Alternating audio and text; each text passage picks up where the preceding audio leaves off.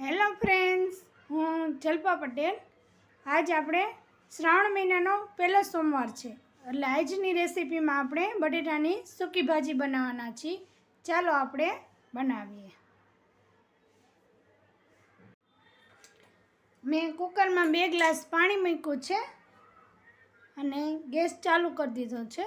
હવે આપણે એમાં ધોયેલા બટેટા, 2 જણાની સૂકી ભાજી કરવી છે એટલે આપણે 5 બટેટા લીધા છે. આપણે નિમક નાખશું,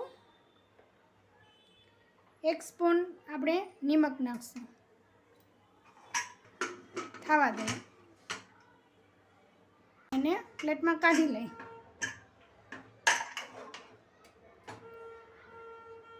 આ રીતના આપણે આખા જ બટેટા નહીં ખાતા, એટલે આપણે પાણી ન ચડી જાય. પ્લેટમાં કાઢી લઈ. કાઢીને હવે આપણે એની છાલ, હવે આપણે બટેટા ફોલી લીધા છે અને આ રીતના આપણે મોટા પીસ કરી લીધા છે. આ રીતે મેં 4 મોટી સ્પૂન તેલ મૂક્યું છે. તેલ આવી ગયું છે. 1 સ્પૂન જીરું, 1 સ્પૂન હિંગ, 1 સ્પૂન મરચી કટિંગ અને 1 સ્પૂન આપણે આદું ખમણીને રાખ્યું છે. અને આપણે હવે હલાવીએ. નિમક આમાં જ નાખી દઈશું એટલે બટેટામાં આપણે ચડી જાય. સ્વાદ મુજબ આપણે નિમક નાખ્યું છે. 1 સ્પૂન નાખ્યું છે મેં. તમારે ખારું મોરું જેવું ખાતા હોય એ પ્રમાણે નાખવાનું.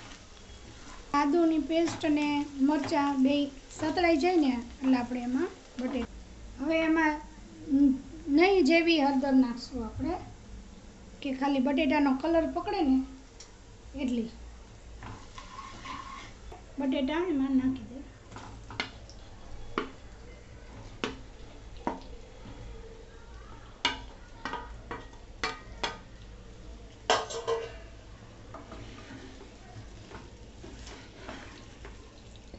એને આપણે હળવા હાથે હલાવીએ.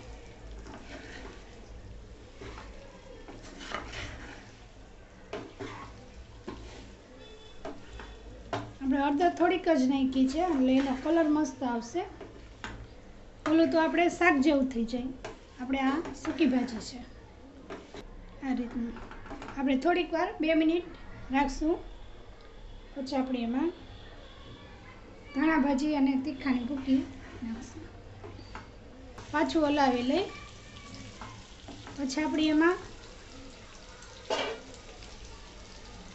સ્વાદ મુજબ આપણે એમાં થોડુંક લીંબુ ઉમેરીશું.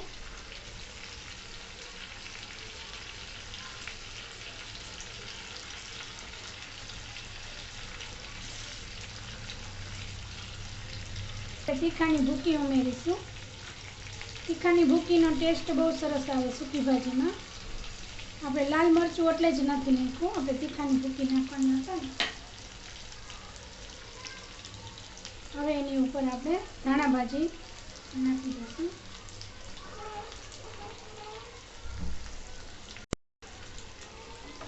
હલાવી દઈએ.